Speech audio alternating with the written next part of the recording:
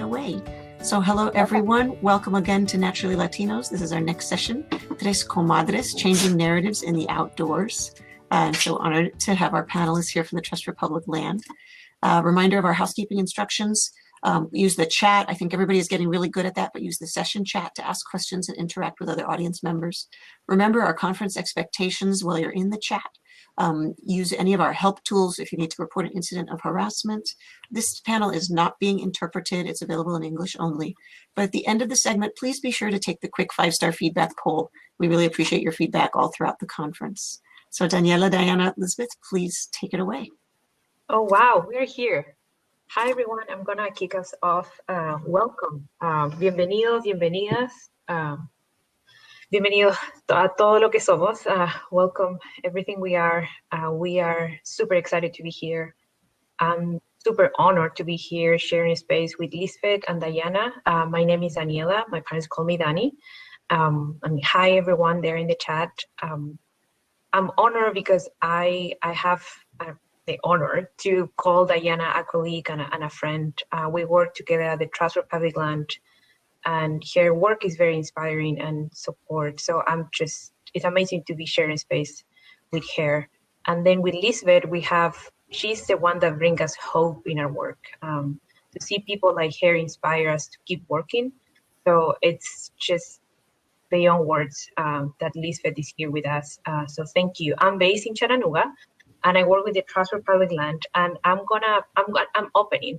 So I'm telling you now that Tres Comadres, Changing the Narratives in the Outdoor, we're going to be sharing for the next 40 minutes, and we're going to try to do our best, and we're asking you the same. If you can keep it like respectable, and we are open to questions. We're trying to keep attention to all the things that is happening, so be gracious. We're going to try to be gracious with ourselves too.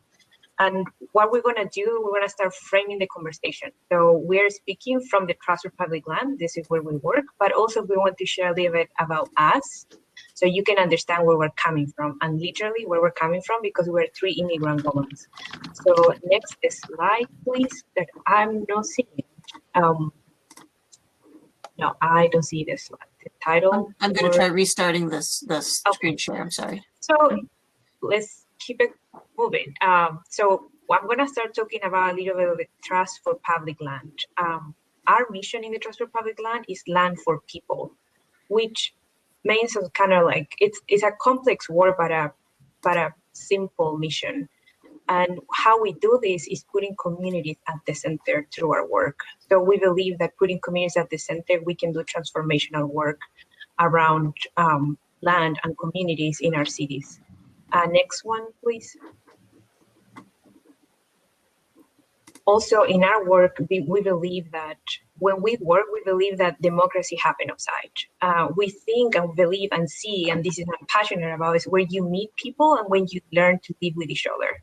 When you meet your neighbor and when you became neighborly and aware of the others. And I think where actually the concept of environment starts is with your neighbors. People need and deserve access to nature. We think and believe that as a human right. And our work happens from many places, from like maybe your playground or national park. So it's very broad. And when we engage with community, we also believe that we are creating community and we are part of what is happening there. Next slide, please. So the next slide is a little bit a conceptual map. We have some issues, but this is kind of showing you where is our work. So our work can be maybe down the road from your house, can be your favorite playground, or can be your favorite national park, or maybe the trail that you really like to go on vacation also from your house. So we are in many places. We have over 30 offices in the country, and we are trying to control our time, to respect your time too, and keep the conversation on it. So I'm gonna pass it to Diana, and she's gonna explain a little bit why the title. Thank you, Daniela. So just a very short intro. My name is Diana. I also work with the Trust for Public Land in our LA office.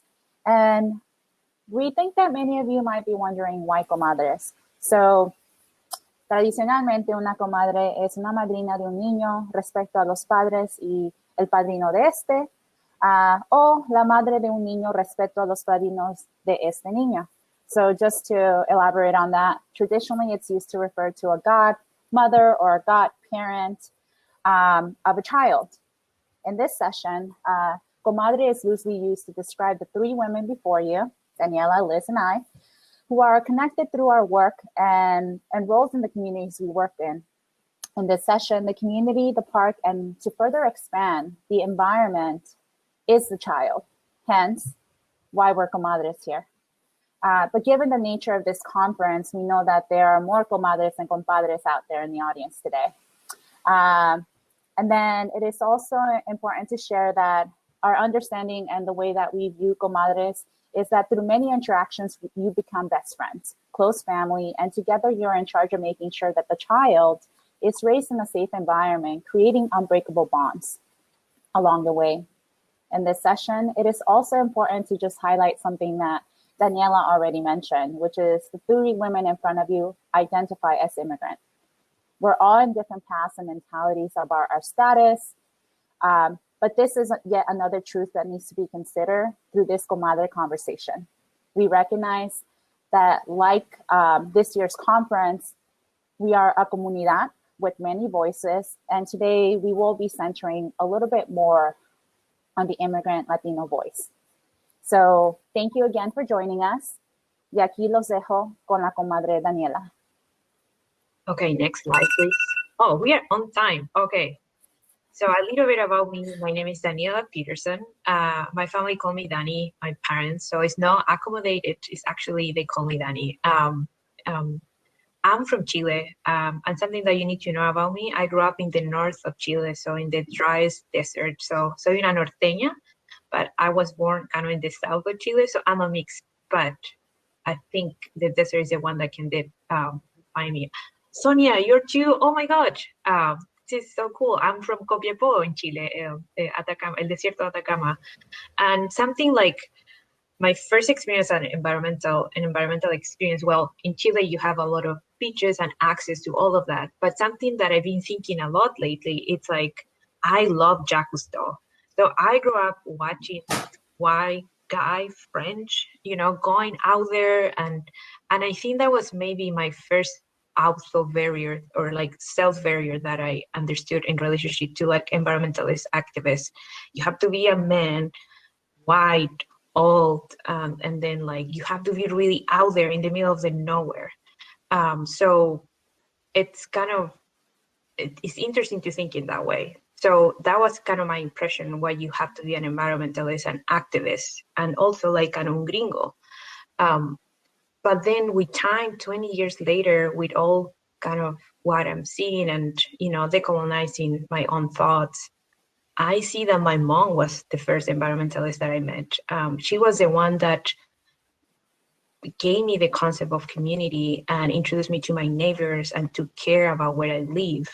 So that for me has been really interesting to start thinking from that perspective, that you don't have to be old, you don't have to be rich. And she was there all the time, kind of introducing me to this concept of community. So that's something that kind of like my first experience with environment or kind of like a person that I admire was Jacques Cousteau, and I was so wrong. Okay, that's awesome. And without further ado, we want to go ahead and introduce Lisbeth. Sorry, no, it's me, actually. Never mind. So just to give you a little bit more background on myself, I'm Diana Molina. I am a community organizer with the Trust for Public Land based in our Los Angeles office. If I were to say what was my first brush with nature, being a native being born in Mexico, the open space concept is very different. I was surrounded by open space, park, beaches. My home was open space, to be honest. And nature and jugar a los encantados was the way that you grew up. Like there was none of the digital stuff that we have today when we were really young. I'm aging myself, but I came to the United States at the age of 8 and landed in Los Angeles, and the concept of open space is so different. Parks are so different. Going to the beach is very different.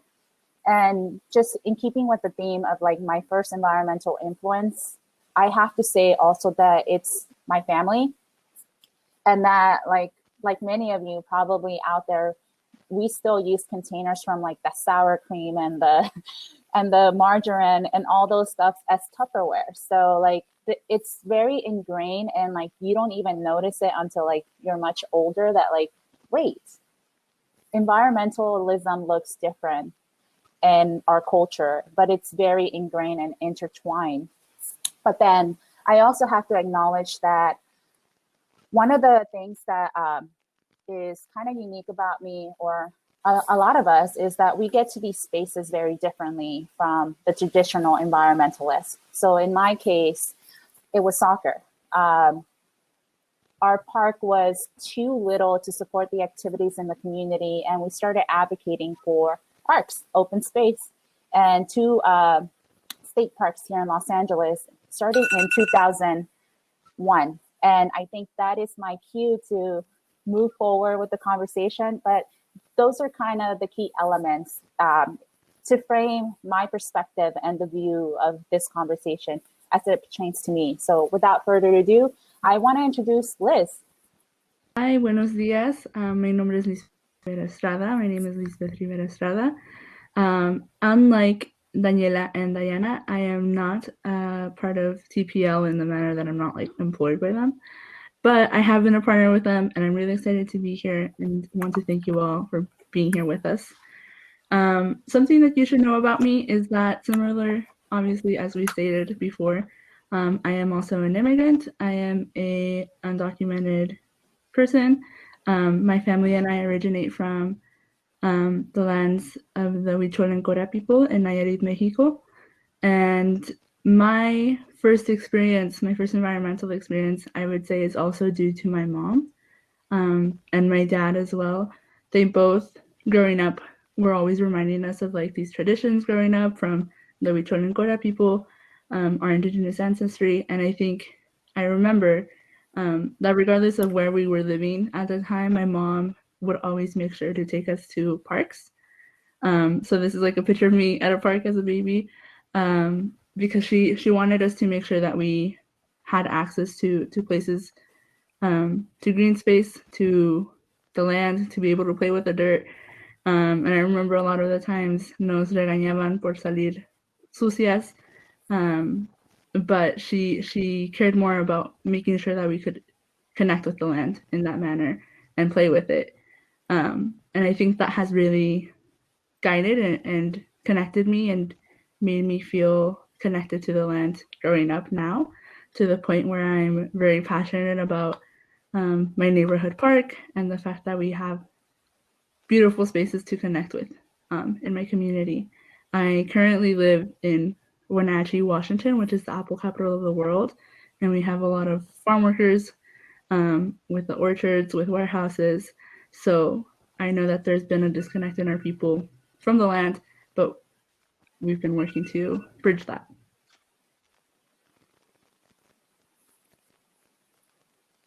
And without further ado, thank you, Liz. Thank you, Danny. I want to go ahead and move this conversation along. Like the session said, vamos a comadrear. The theme of this Natural Latinos Conference this year is cuento, many voices, una comunidad, muchas voces. Así que vamos a explorar lo que resta del tiempo con algunas preguntas. And I apologize, I am switching back and forth because my understanding is that we have different audiences today. And some of them, like many of us, I think, we speak Spanglish and not necessarily one language anymore. So it's a hybrid. So I want to ask in this section, I will actually be taking the role of moderator.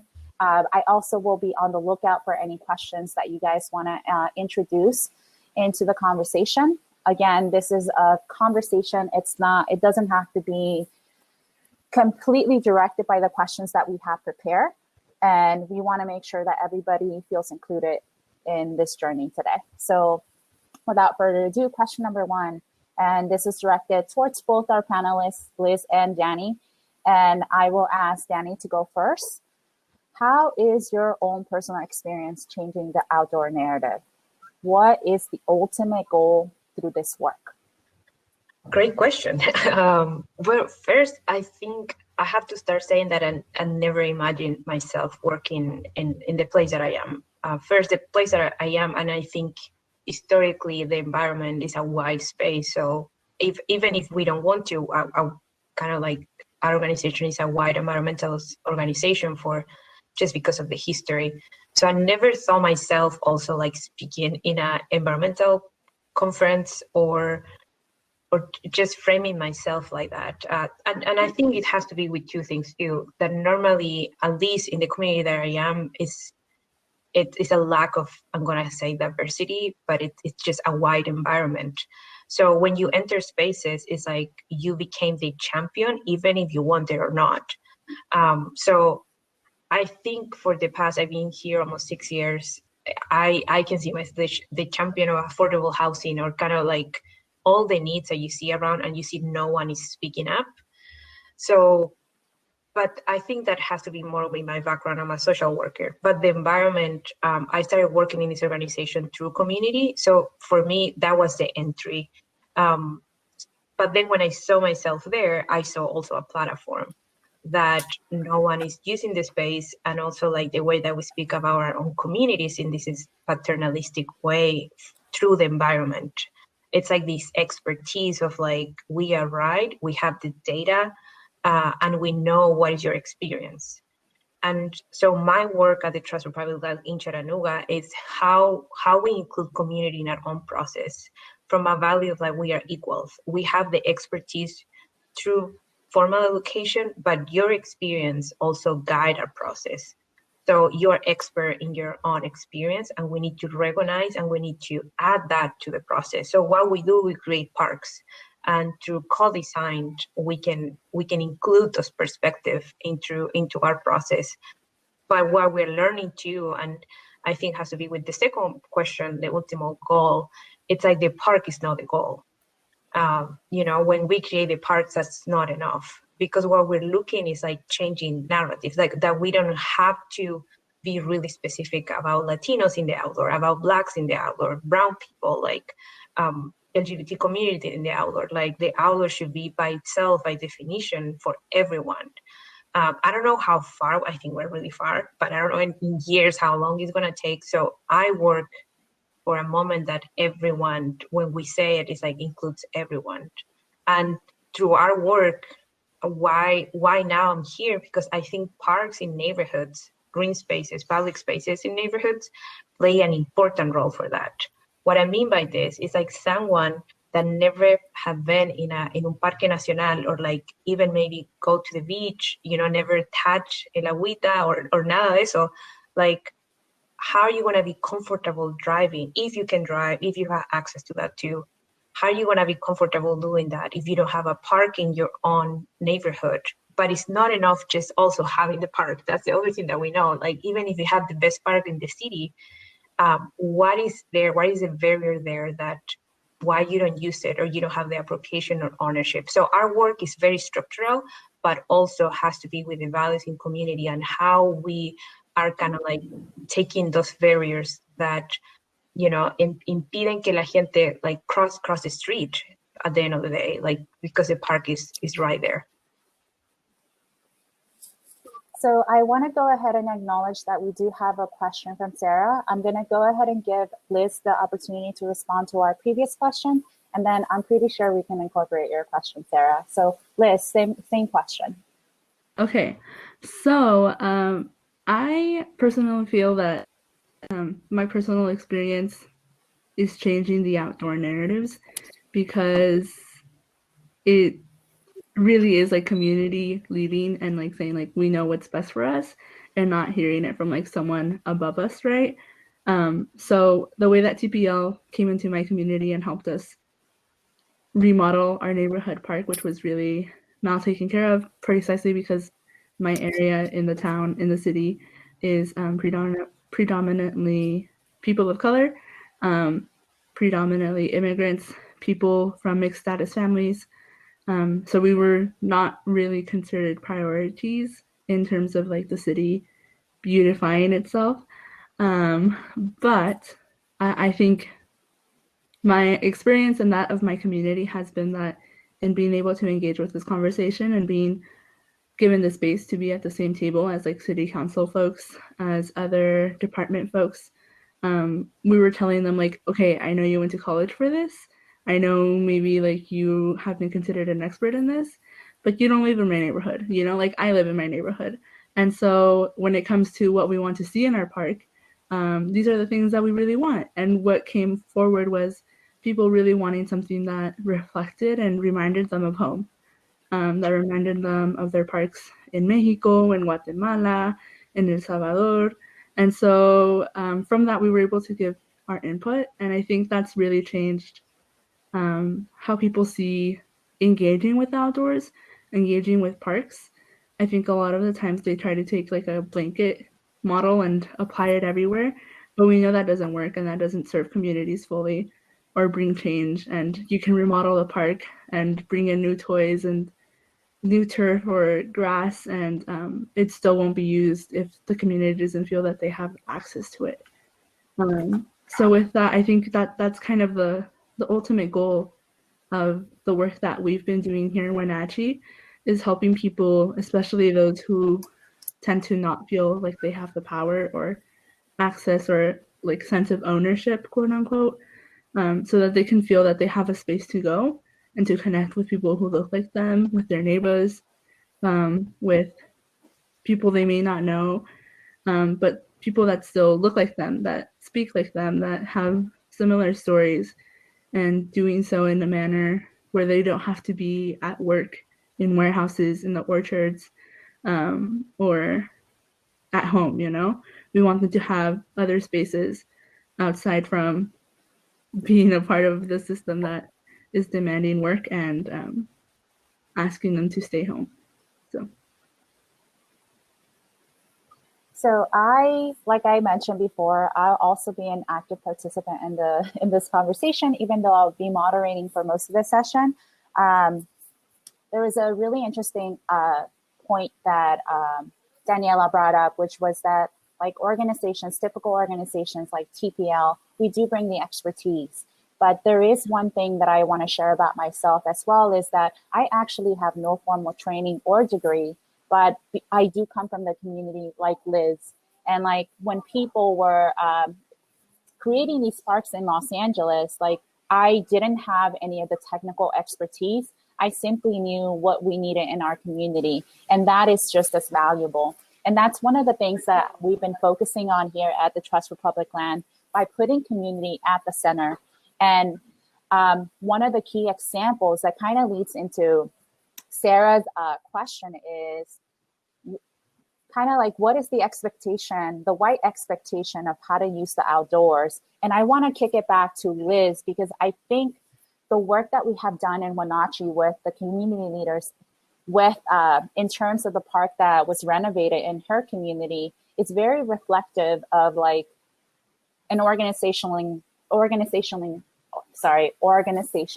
listening to community members and not necessarily sticking to the same old thing, acknowledging that different cultures use spaces differently. And I think, at least in my experience with the three of us, that has been the case, but we also acknowledge that that's not the case everywhere. So would you take a stab at Sarah's question and maybe bring examples of how like some of the other parks in your community or in your city might not be as reflective of how your community uses these spaces?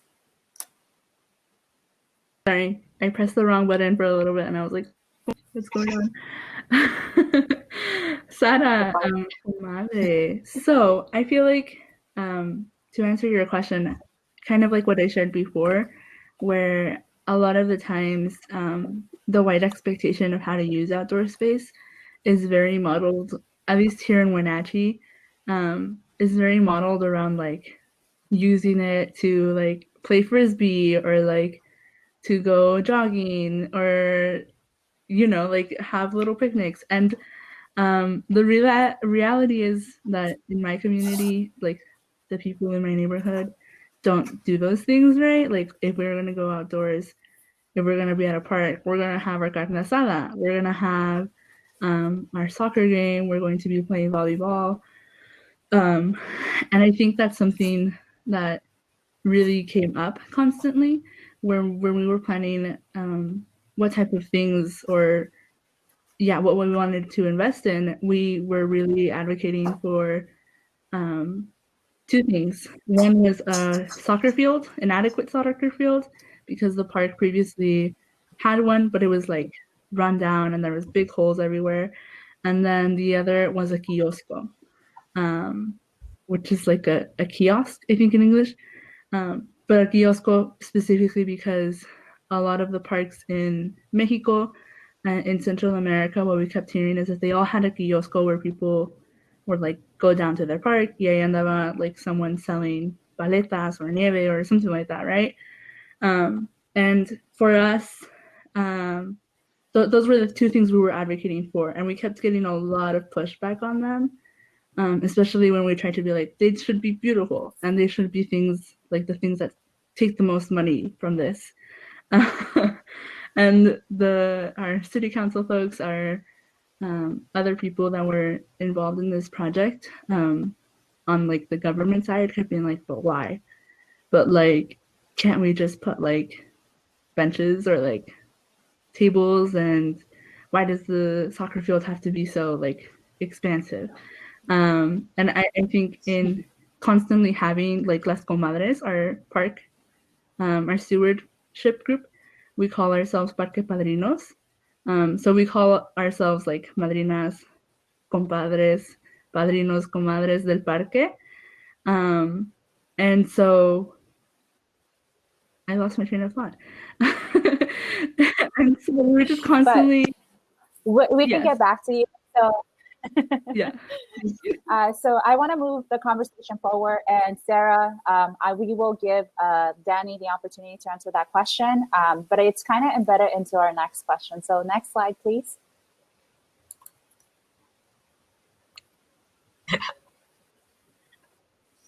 Cool. All right, guys. So Danny, we're going to kick it off with you first. What communities are you working with? Please describe how having a park in the outdoor space impacts the relationship and strengthens the community ties. And also kind of tying in Sarah's previous question is like, how are these spaces differently or similar, or how are we not doing it all in a white perspective? I think in order to answer one of the elements, and we are not like giving a masterclass here, but I think one of the elements that we see as a threat, at least in the three examples, like I know in our work, is like we have people that look like the community. So put it another way, immigrants working with immigrants. And that I see is such an important that we need to acknowledge. The other thing, bring biases too, because it's like I have a tendency to think in my people. But I think we need to keep ourselves accountable, and it's some values behind our work. So an example that I can share, and maybe it's going to address Lisa's question too, it's some of the strategies. We have one of the oldest park in our city. We were involved in that process. The park had a renovation last year. So it's kind of like the center of this community, the Islay community in Chattanooga, which is beautiful, and concentrate most of our immigrant population that is actually from Guatemala. I mean, a lot of them. It's not just it. I haven't seen something similar in other part of the country, or at least in the reality of the South. It's actually very impressive what happened there. But you see, that it's a lot. It's really dense, but the park doesn't get used as much as it should with all the number of people that we have. To give you an example, like kind of how this community is changing. 5 years ago, the high school, the Latinx community was 30-40% of the high school. In 3 to 5 years, it changed to 70% of the high school is brown. So that's kind of like how our communities are changing. So we observe, and then we're putting a back lane in this neighborhood, connecting this park to a farm. But it's still something. So we kind of think broader beyond the park. and think like, okay, what do we want to gain here during the years? Also keeping in mind the work that other organizations, grassroots organizations, have been doing in this neighborhood, how we can add here. And we are not the only ones, we're in a system. So we thought about ownership of a public space. And I think that is very important to have an overall goal bigger than your own work. So how can we help on that? Or not a help, but like a contribution. So keep it in mind, I'm an immigrant, so always thinking, the reality, trying to like connect with my immigrants fellows and mis amigos. And one thing that I see is like, it's really hard for them, for some of my Guatemalan friends, I'm not gonna everyone, to connect with their families and show them the life they're living here. So, and then my first position on the Trust for Public Land was like placemaking. So bringing arts all the time, that was kind of my position. So I was like, okay, so what about pictures? What about if we send pictures to their families that they are not here? So, and then it's a cultural element there, because in the same plazas next to the kiosco, you have the donkey and the alpaca or la llama, and you have the photographer, and you have the pictures in the plazas. So I was like, what about we mimic that? So you have a cultural element that is not new, it's not foreign for them, that you go to the park, the plaza, and you have the photographer. I wish we had the donkey or the alpaca, maybe next time. But what we did, we worked with a professional photographer, and we went one day to the park. We hired an organizer. We did flyers that they were very welcoming, kind of like a family and friends portrait picture day. Yeah, it's a complicated name, but basically it was like pictures in the park for you and your family, and understand family can be many shapes and forms. And we just tried out, and it was a really good experience. It really resonated with people, and then people that actually it's actually non-immigrant, also understood the idea. And then we saw that, take pride of your park can apply to everyone. And you can share the picture. You don't have to be an immigrant to be proud of where you live. So that was the first phase of the project, was right before COVID. And then after that, what we're expecting to do is an exposition with like large pictures. So we are gonna be doing this exposition, I hope, next year. And what will we do is, we're doing it, I'm thinking always in two things, and maybe more out there, pero la primera is like, it's so important that as an immigrants, we see ourselves in public space, and we see ourselves smiling, and we see ourselves with our families, and we see ourselves with like people that we care, just to see yourself in, so I think that also changed the narrative. We occupy wide spaces, and we also, with that, we're changing how we understand outdoor, going back to the other question. Because normally how we understand outdoor is from this wide perspective, that for me, we need to rethink the outdoor. And normally what happened with also what Liz was saying, the concept that we have so far is like the one that you need to use, like it's a benefit. It's like this transactional relationship with like the outdoor and the earth and our planet. So if you don't get a benefit, now we are trying to sell, like you need to go and walk because it's good for you. Question is, if it's not good for you, are you going to do it? And I think the perspective that we bring as a Latin America, South American, and many other cultures is like, we are going there just because we like it and it's good. We don't have to be doing something. It's not because it's good for me. It's like, I like just lay down in a blanket, mi huevo duro y una Coca-Cola. Like, I don't think that's super beneficial, but it's like, so kind of how we rethink the outdoor, and I have other examples around that, but my second point, so see ourselves out there, and then for them to see us. I think that's the other important, like this back and forth. The third part of this project is like a postcard, vamos a mandar postales. So we're gonna take the pictures are gonna be postcards too. And then they're gonna send that to a family that is not here. And that also applies again to many people, or friends that they're not here. You want to share your park and say like, this is my favorite park.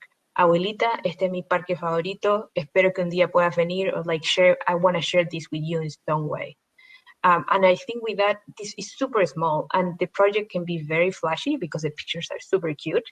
But it's like it's not just a picture; it's the symbolism of all of these things combined in one picture. So I really, yeah, that's kind of like maybe relate to these questions. So, but also to say I don't work just with immigrant community, but right now our work is more in that side of town. Thank you so much, Danny. So same question to you, Liz. And then I think Danny brought up, touched on the point of belonging. How, like, in terms of like how the kiosco and some of the other elements in your park, given that I have insider's information into like the demographics of your area, but can you please explain that to our audience today and really focus on like how we are shifting away from that narrative of like the regular use of parks? Like it's not skiing. Like some of us do go skiing, but the majority of us, like me at least, I'm super cold at 63-degree weather. So, so with that in mind, can you also take the next 4 minutes to frame the community that you work in? Yeah. So the community that I work in is predominantly immigrant families that are of mixed status, meaning there's some people who have U.S. citizenship, but many who don't. And so we also, I mean, there's a multitude you guys of hear things. Yes. I'm sorry to interrupt. I've been having trouble turning my camera on to give you your time warnings, but you actually are time up in just like now, but you can take 1 more minute. So I don't know if that was a miscommunication. Sure. And I'm sorry about that. No. No worries. Thank you. So yeah, I think there's a multitude of ways that we can identify my community. But one of the things is that there are people that have been overlooked and marginalized. And the way that we've tried to change this is by making sure that they feel empowered and that they have a voice, and that through the park, they have access to resources, to mutual aid, to people who will stand in solidarity with them. So thank you so much, guys. We kind of expected this. This is one of the elements of Comadreando. You just lose track of time because you're having such in-depth conversations and having fun. So, but we thank you all for joining us today. I hope it was useful and a good use of your time, and that should you want to just do the one-on-one conversations with any of us, learn more about the work, because let's be honest, 40 minutes is not enough. We thought it was so big, and now it's like not enough. Please feel free to give us an email or shoot us an email, and that's on your screen. Thank you so much. Thank you. And we're going to be at the expo. Yeah. Thank you, Liz. Thank you, Diana. Nos vemos. Talk to you soon.